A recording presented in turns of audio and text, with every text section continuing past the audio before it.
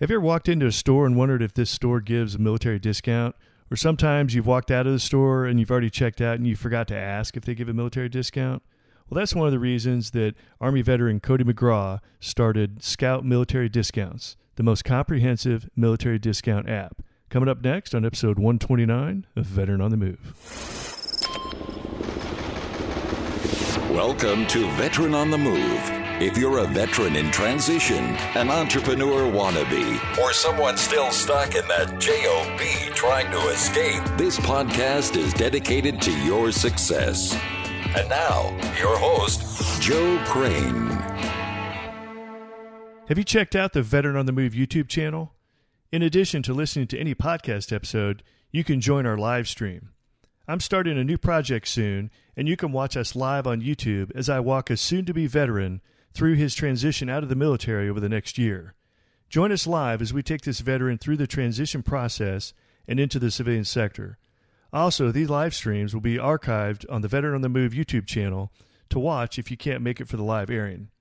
Make sure you subscribe to the Veteran on the Move YouTube channel, and you will be notified when we go live with our new project on transition. The top 7 paths to freedom is my free gift to you for listening to the show, featuring 7 great ways for a veteran to take their first step into the exciting world of entrepreneurship. To receive your free gift, go to veteranonthemove.com, or if you're listening on a mobile device, you can text the word veteran to 38470.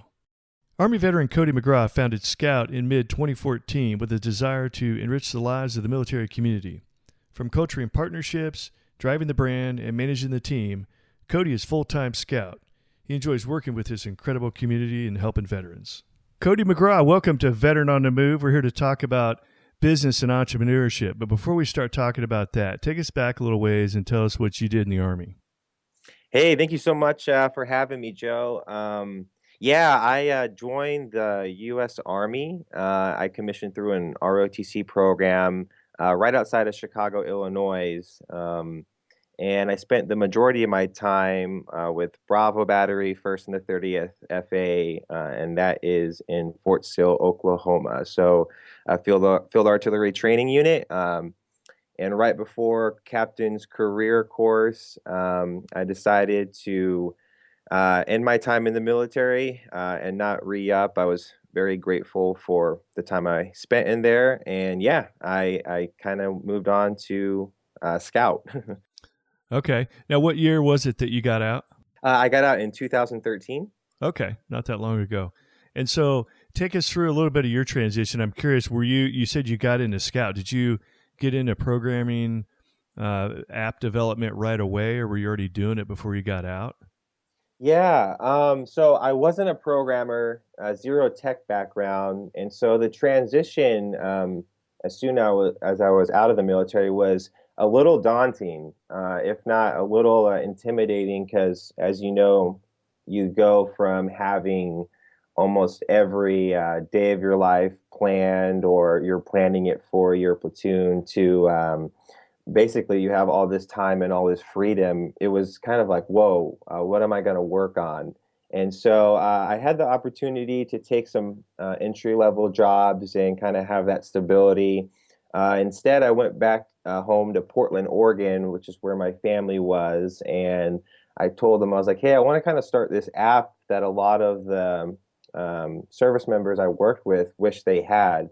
Kind of came out of a need. We would go out on the weekends to either a restaurant or some nice attraction. And I'd always remember one of my PVCs or someone asking, where do they offer like discounts or savings, or where could I save a few bucks? And I was like, if this isn't an app, by the time I get out, I'm going to make it. So instead of getting a job and stuff like that, I started bootstrapping Scout.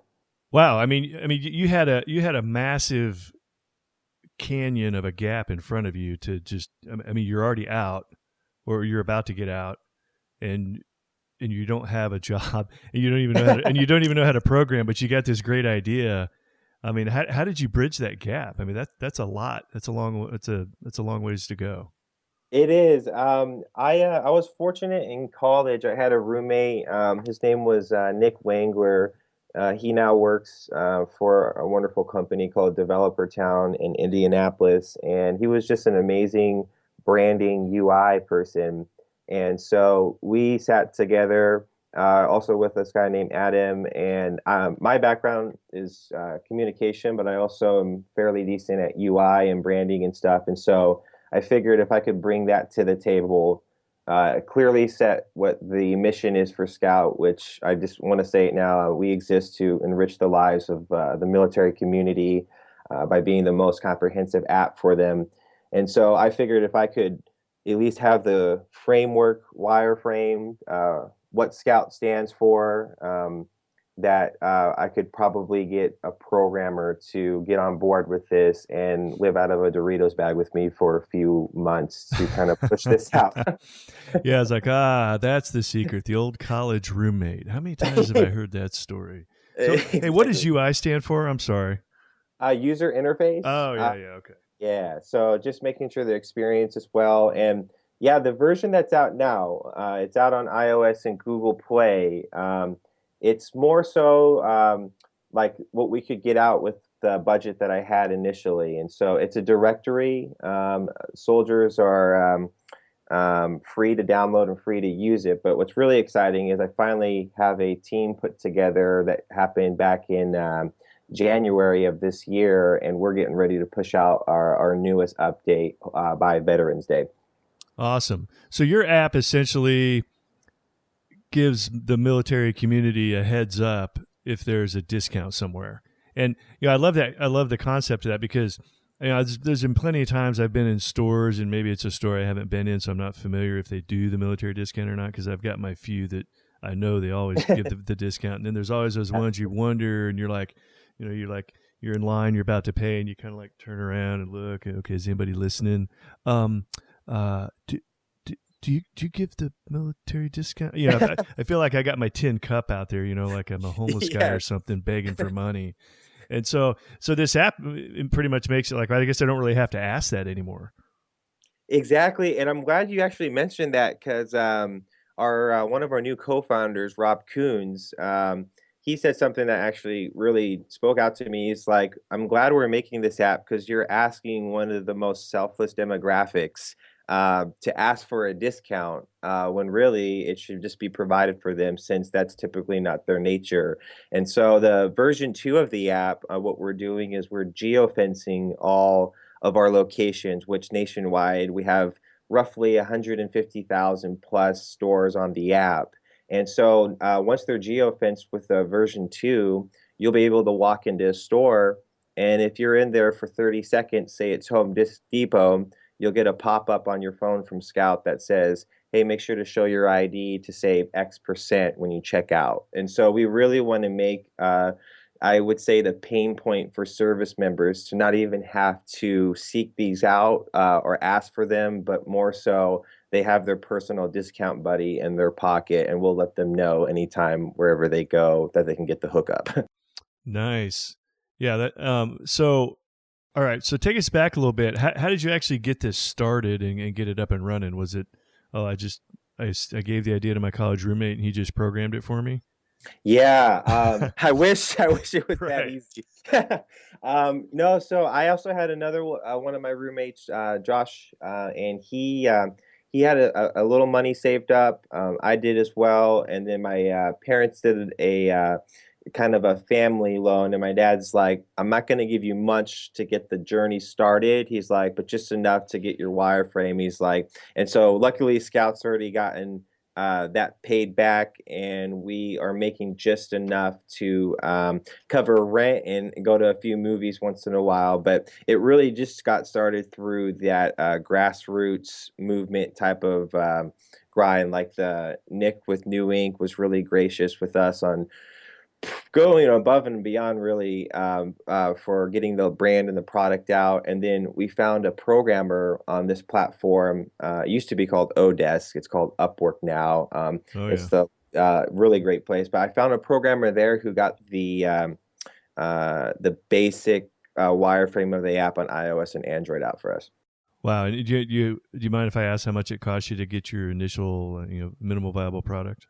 Oh no, not at all. At first, I was like, because I've heard prices all over from left to right, but for our MVP, it was $29,000 for iOS and Google Play, which I know that I've have partners who have spent well beyond that and have gotten a really good looking product. For me, though, since I decided not to take any round of funding initially on, so we can kind of keep the integrity of the brand, and we really didn't want to have the stress of reporting to investors early on until we figured out who we were as a company. Yeah, we were working with a really small budget. That's an interesting point because I think there's a lot of new entrepreneurs think that they need to take the idea to a bunch of investors and get a big pile of money and then they'll be successful. But if you can figure out how to bootstrap your idea, that's a much better way to go because one, you can spend your time doing what you're supposed to be doing, which is developing your idea. And two, you don't have to give away the company because if it does become successful and you've bootstrapped it, then most of it, you still have control over it and you still have all the percentage of the company. You watch the Shark Tank or whatever, it's all about what percentage of the company they can get because they know if it goes big, the bigger piece of the pie you have, the more money it's going to be worth. And so if you can get enough friends, family, and fools, as we say, to put up the money, that's a much better way to go. And the longer you can hold out like that, the better. But then I think at some point in time in the development of an entrepreneurial idea or business, some point in time, a lot of them, if they're going to go huge, that's when you start to bring in the series funding. But by that time, hopefully you've got it all figured out. No, and actually to add to that, that's exactly where we're at now, Joe, and that's a great comment because the first year, when we were working on this, I just wanted to figure out like, all right, what is our compass? And like we have this phrase, like, what's a scout without a compass? Like we didn't want to be a company that if we did grow and scale, we would abuse military themes and the military community in general and military spouses to get a brand out. And because I've read a few stories where they'll put a flag or a picture of a uniform or someone on there and then promote their product and say the patch was on backwards. And so we wanted to make sure that we were really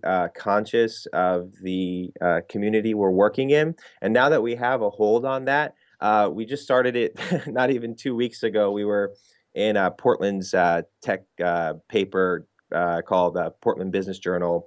We made a request for a seed round because we feel like we know exactly where we're going in the next 2 to 3 years.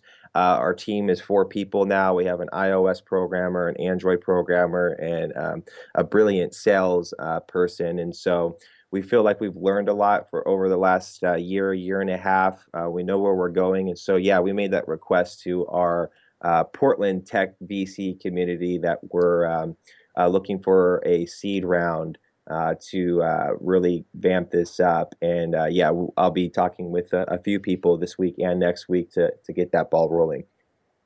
Okay, so it looks like to me that it's free for the military person to download. And I wanted to ask if you download on iOS, obviously that's for Apple iPhone products.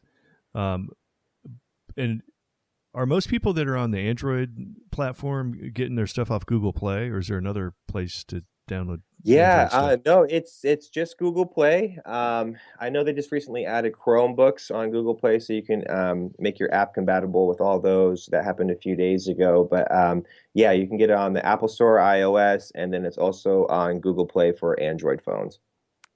Okay, so for this product to be effective and to grow and scale, ultimately you've got to get the merchants, the vendors, the people giving the military folks the discount. You got to get them to jump in, right?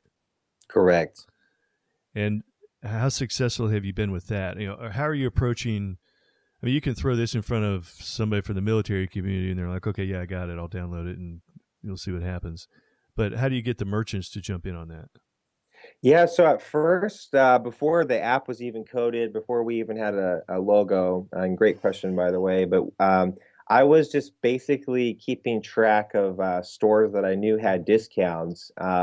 And then we got a little smarter, and I was like, I wonder if I would just call these stores directly, if they would just give me a list of their locations. Since I'm promoting their discount anyway, and it's getting in front of service members, I just don't see why they wouldn't do that. And we were really fortunate because we started calling Sprint, Sears, and a few others, and getting a hold of their marketing departments. And they were like, absolutely, like we would love to make sure that the Scout community knows about these discounts. And so I started collecting just Excel sheets of all these brands, and now we have we have a lot backlogged because not only are they sought out by us as a team, but you can actually add a discount through the app, which is really cool because we use Google's API in there to do all the work for you. So say you walk into Best Buy, you see a sign that says 20% off for soldiers. I'm just using this as an example.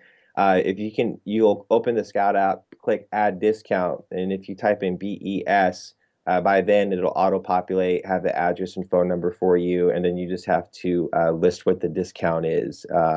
Once that's done, it's in our log, and then we actually personally call each location right now. We're working on a back end to automate it, but we'll call that location to confirm that they do have the discount, and it's usually added to the live database on the app less than 2 weeks. Okay, so what you're talking about, if I'm in Best Buy and I see the discount posted in the store, but I don't notice it in the app, I can give you guys a heads up that, hey, these guys are giving a discount, and then you'll add it. Exactly. And just to give you, it's nothing to write home about yet, but just to give you an idea on how engaged this is, we'll typically get between 50 and 150 stores a week that are user added. And so it's really awesome to actually have that because most of those are mom and pop shops. That's a lot. And it is. And honestly, we're kind of looking at each other like how we got to figure out how to make this more effective than a call because we all take turns doing it. So on top of us going hard for the national brands to get their stores on the app, and I also want to note, like we don't just for some of them, and I won't mention who, but if they're around 5 or 10%, we'll really try to convince them to go a little above and beyond. And we kind of get tough with it, where we're like, hey guys, like that's great you're doing something, but if you really want to make this beneficial, say for Private Joe Snuffy or an enlisted sergeant who has a family of 5 to feed and is, making E4, E5 pay, let's give them 20. Let's do a 20% discount. And I won't mention which ones, but we've actually convinced a few chains that are nationwide to offer a discount in the first place that they're now offering, and soldiers can benefit from it now because that's what we do. Yeah, I mean, you're going to be like 50 or 100 a week being added. You're going to have tens of thousands in no time. I mean, all across the country and everywhere else. Yeah, that's the goal. And it's also great because all these stores that are being added are just a lot of leads, and we get to talk with these local mom and pop shops that really have a backstory on why they're even offering a discount. Some have daughters and sons in the military, some are military spouses, some are veterans themselves. And so actually hearing why they offer it is something special on its own. Yeah, that'd be cool to kind of work that into the app. Like if you see this store and get a discount, a little pop up or something about the store in the background pops up. Yeah, that'd be cool to see that, because if you're in a store and it said, "Hey, you get a military discount," and there's this little pop up that says, "Hey, the owner John was a Marine in Vietnam" or something, whatever. That'd be kind of cool. Conversation starter at least, Okay, so how does the app make money? Yeah, that's a great question. I'll probably get emailed that question from like a 60, 70-year-old veteran 2-3 times a month. They'll email me being like, are you selling our information or anything like that? And I'm like, absolutely not. We're not the CIA or anything like that. So how I explain it to them is we put the financial obligation on the companies that are offering the discounts. And so Scout will always be free for the military community to use and for them to download. Again, going back to our mission, since we exist to enrich the lives of the military community, this is just going to be a platform that they'll have 24 access to anytime they want. So how we make money is, since there's so many locations that offer military discounts, we usually do that through digital advertisement. And so say, well, let's pick another one. Calvin Klein wanted to be one of the first discounts to be seen for the Portland area.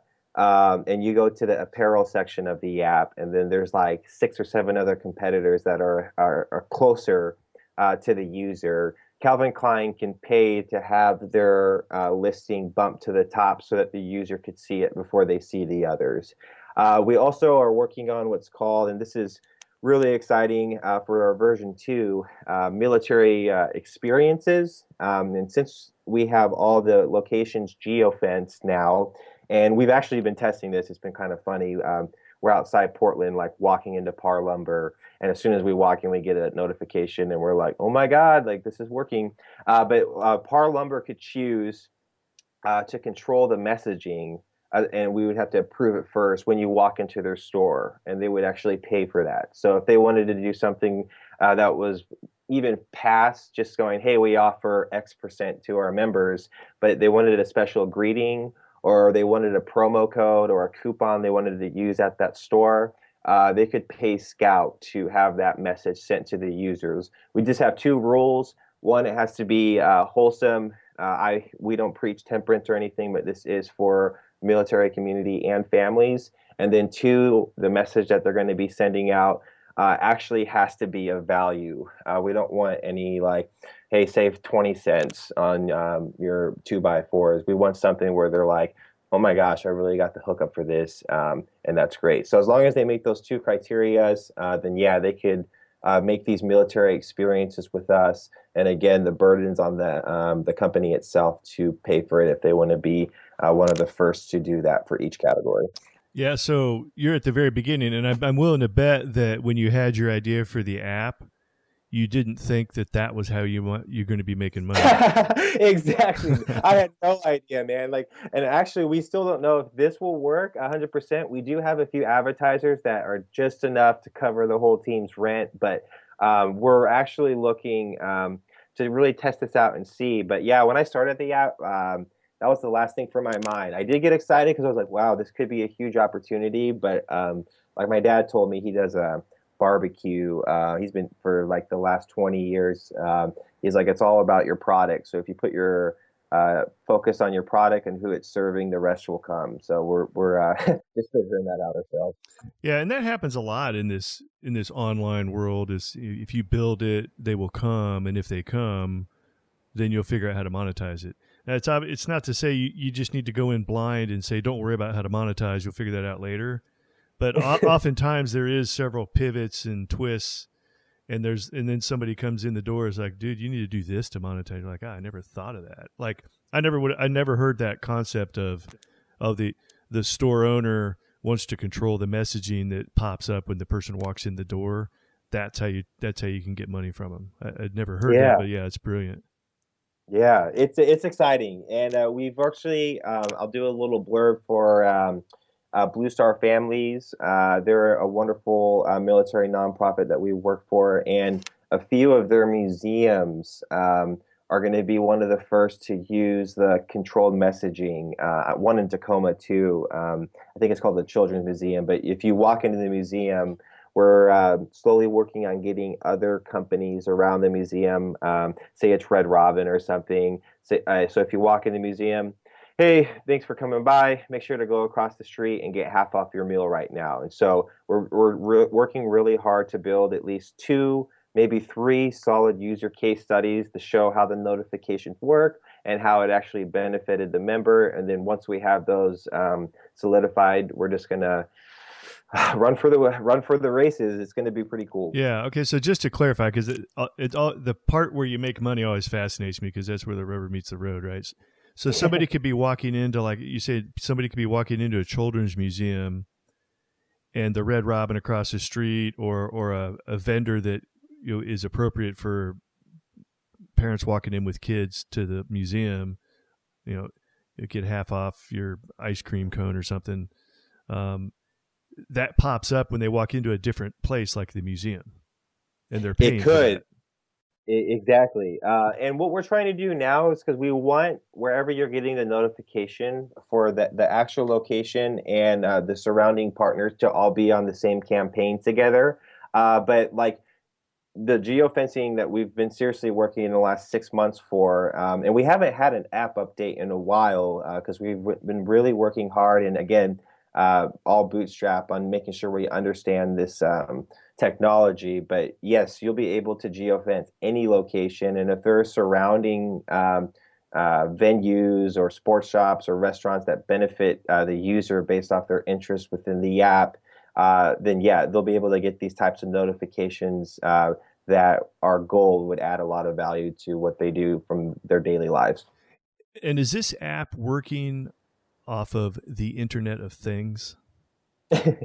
No, we haven't gone down that road. I don't think we will soon. Those guys are extremely smart, but they're both native apps. And then a big shout out to Phil. He's our CTO right now, and he came straight out of code school in Portland, and he rebuilt completely the Android version 2. I was playing with it this morning. And also he's taken on the mentorship role to help Gabe, our iOS guy, finish iOS. But they're all native apps. I believe we're using Node, but again, those guys are the ones who know all that stuff. Wow. Are you familiar with the Internet of Things? Because this sounds like some previous people I've interviewed have had apps that feed off of the Internet of Things. And so, actually, one guy's interview is the first time I'd ever heard of it. So I just wanted to ask that. Yeah, so to my understanding, isn't it where like your fridge talks to you, or you can like write a grocery list on it and then it'll go to your phone, like it interacts with the thermostat. That is like really awesome. That's as much as I know about that. Yeah, that's kind of how it works. Like, and I saw this, Amazon sells these little things. They're like little buttons. And this is similar to how the Internet of Things would work. I suppose this would count as that. Like if when you have laundry detergent, when your laundry detergent's getting low, you just have this little button that's stuck on the cabinet up in the laundry room. And when you notice your laundry detergent's low, instead of having to put it on your to-do list and then go to Amazon and buy it and have them ship it to you, you just press the button on your cabinet, and it, through your Wi-Fi, it goes in and orders the laundry detergent off of Amazon automatically, and it shows up a couple days later in the mail. Oh, awesome. I actually did hear about that one. I remember getting a little nervous if I had my little cousins over and they pushed it 100 times, but yeah. Yeah, exactly. I thought the same thing. I'm like, okay, in my house, 4 teenagers, no way am I, because I'd have 10 or 20 of them showing up on the same day. Exactly. But that's the way things are going.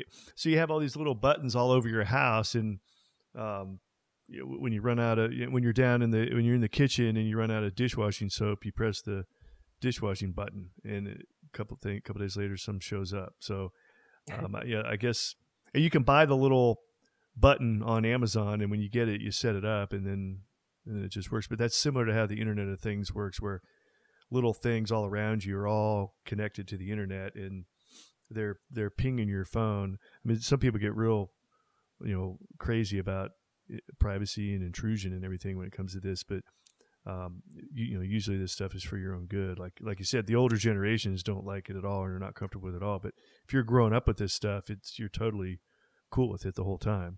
That's a great point. Some guy gets in a cab and it notices that he is on. Like how it would work with you, like if some guy gets in a taxi cab, the cab's got a little thing that's transmitting something, and if you have an app that has this stuff infused in it, when the guy gets in the cab, it notices that the guy that gets in the cab is on Yelp looking for restaurants, let's say, and so at that point it knows, this guy wants to know a couple cool restaurants. Well, we got these 2 restaurants that are paid advertisers. Boom, all of a sudden, a couple pop-ups or something that for restaurants that are near him pop up. That's kind of how the Internet of Things works. It's at least my minimal understanding of it. But it's similar to your geofencing and everything that you're talking about. It works in the same way. However, things aren't transmitting. It's not like you're walking down the sidewalk and a little Wi-Fi transmitter picks up what's on your phone. That's Internet of Things. What you're talking about is geofencing, where, I'm standing at the front door to CVS, and because of the mapping and location technology, it picks all that up and then makes something happen from there, as opposed to you're walking by the front door of CVS and the little thing on the wall pings your phone because it senses you're close to it. Exactly. And what's actually cool about it too is, because we've just been working with location kits and studying it, is we can get as specific as getting a message when they enter or exit a door. There's teams out there that are making really amazing SDK kits that are so specific to where the push notification is happening that we'll be able to pick different entry points or exit points. And I say exit too because say that a Scout member goes to a museum, they get in for free because they found out they don't have to pay through the app, and they're looking through the museum, and then when they exit, perhaps Blue Star or the Children's Museum of Tacoma wants to know how that experience went for them. And so answer these 3 questions on exit, and then you'll get a $10 Red Robin card or one of the partners that are nearby. And so that's why we're really excited about it, is because we're just using it as a way to hook our members up with value and then also get feedback from them on how we could make their experience better with whatever they're doing. Okay, one last detailed question for you, if you don't mind sharing. Can you tell us how many users you have that have downloaded the app and how many merchants you have on the app? Yeah, definitely. We have no problem saying that because we have a whole game plan for the version 2, but we've had over 30,000 people download the app on iOS and Google Play. Nice. Yeah, we've spent $0 on marketing, so a lot of that's thanks to our nonprofits, military nonprofits that we're working with. As far as merchants, we have 150,000 plus store locations. Wow. And I want to make a disclaimer here that so Sprint may have 2,000. So there's still, we're working right now to differentiate between national brands and mom and pop shops so that number can come down a little. Uh-huh. And then as far as brands that are working with us or getting discounts, we have 50 plus that I could say I'm really comfortable calling them up and saying, hey, they're just all waiting for version 2 of the app too, which is really exciting. Uh-huh. So yeah, that's kind of the sit rep of where we're at right now. Yeah, that's awesome. I mean, cost of customer acquisition, 0. Yeah. You don't hear that very often. Okay. Well, cool. Originally was I think you came to me to get on the show via loosely related to David Molina, who started Operation Code. So great guy. Yeah, and we talked at length about programming and everything, his experiences with all that. So we're getting pretty much here to the end of our time. First of all, tell us how to find the app, or the name of the app, and how to go find it. It's on Google Play and in the iTunes Store also. Yeah, I would say it's on Google Play and iOS, but the easiest way is just to Google Scout Military Discounts. We'll pop up at the first page. And just click on our website there. We have the app download links right through the site. Okay, cool. And lastly, if you're talking to maybe that guy that's still in but looking to get out, and he doesn't want to necessarily go get that job, or maybe he's in the middle of a transition and he's looking at coding or going into the tech industry, either with a startup or as an entrepreneur, what kind of advice would you have for them? Yeah, well, I mean, I would immediately take 3 or 4 days just to get out in the woods and actually write what you really want to do. A huge lesson that I learned was I love doing a lot of things at once. if you want to get good at something, you really have to hyper focus on one thing and execute that. And I would also recommend even reaching out to Operation Code and a few other band of brothers and sisters networks that there's people just waiting to help you connect with resources. So either if it's through Operation Code, meetups, or even like coming in contact with you, there are a lot of veterans who did the struggle, or are still in the struggle, that also want to help you kind of carve out your path, whether that's business, finding a career, or anything like that. So yeah, get out in the woods, figure out what you want to do for 3 or 4 days, and then connect with some mentors who can help you guide to that decision. Hey, you went through a Techstars program, didn't you? Was that you? No, I didn't, but I'm actually in the remote program with Bunker Labs in Washington, D.C. Yeah, and we have that started recently, actually. I actually found them, and I was like, hey, we're looking for mentors and stuff, and they let us join the remote program. And so we're on the phone with their whole team once a week, which is really helpful. All right, Cody. Well, thanks for for sharing your veteran entrepreneurial success story. I mean, you're right there. You're not really making lots of money right now, but you've got it going, and the momentum's starting to pick up. Love to check back with you here in a year or so when your app's like, the #1 seller and it's going crazy, and you guys are buying your real cool flat in San Francisco there because you got your big funding and everything. Oh, all right. Yeah, that'll be great. I'm hoping the first part happens. All right, Cody. Well, I appreciate you sharing your story and being here today and taking the time. So that's a wrap for this one. And these two veterans are Oscar Mike. As you can tell from listening to the Veteran on the Move podcast, interviews are a great way to tell your story and spread the word about your business. If you would like to get booked as a podcast guest, I recommend Interview Valet. You can check out Interview Valet at veteranonthemove.com/valet.